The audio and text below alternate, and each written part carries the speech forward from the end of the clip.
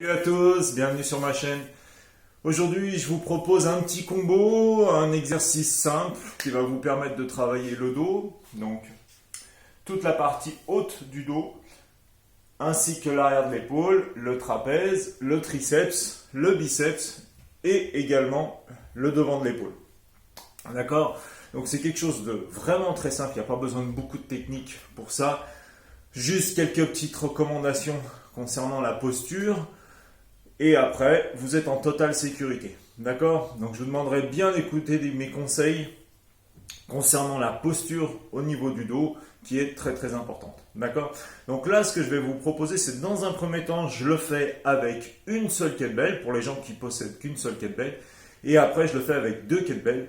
Alors bien évidemment, avec deux kettlebells, ça devient tout de suite plus intéressant et on a tout de suite de meilleurs résultats. Mais lorsqu'on n'en a qu'une, on a toujours la possibilité de travailler. Je vous montre ça. Donc, dans un premier temps, vous vous mettez pointe de pied, largeur d'épaule, d'accord? Vous fléchissez légèrement, vous gardez le dos extrêmement droit, d'accord? Donc, il est très très important d'avoir le dos toujours très droit. Vous saisissez la kettlebell. Et vous allez effectuer un rowing. Alors, vous avez le droit de poser votre main sur la jambe pour faire appui si ça peut vous aider à conserver le dos droit. Sinon, vous mettez votre bras ballon. Ok? Vous allez faire un rowing, vous tirez. Donc, lorsque vous tirez, voilà, dans cette position, inutile d'être totalement droit. Comme ça suffit largement. Ok?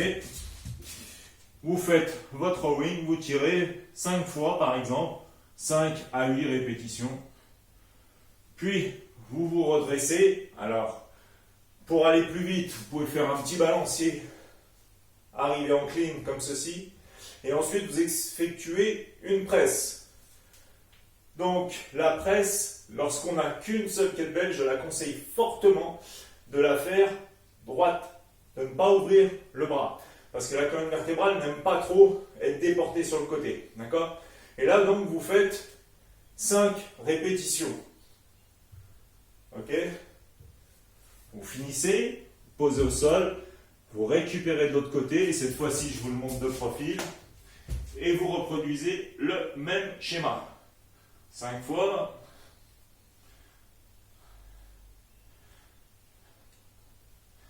Vous redressez.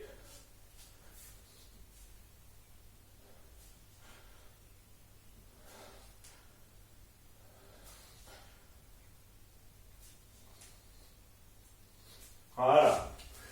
Ensuite, si vous avez la chance d'avoir deux kettlebells, eh bien, voici ce que ça va donner.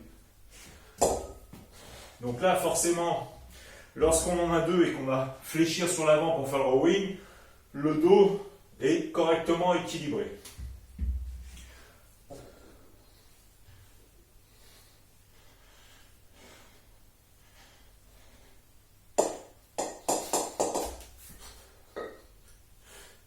Donc là, par contre, étant donné que vous en avez deux, vous pouvez choisir d'ouvrir sur l'extérieur si c'est plus facile pour vous. Ou de rester droit.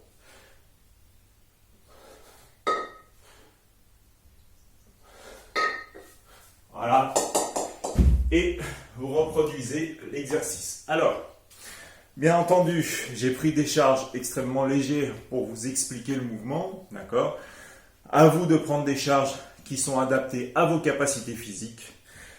Respectez bien la position du dos, surtout lorsque vous en avez qu'une seule.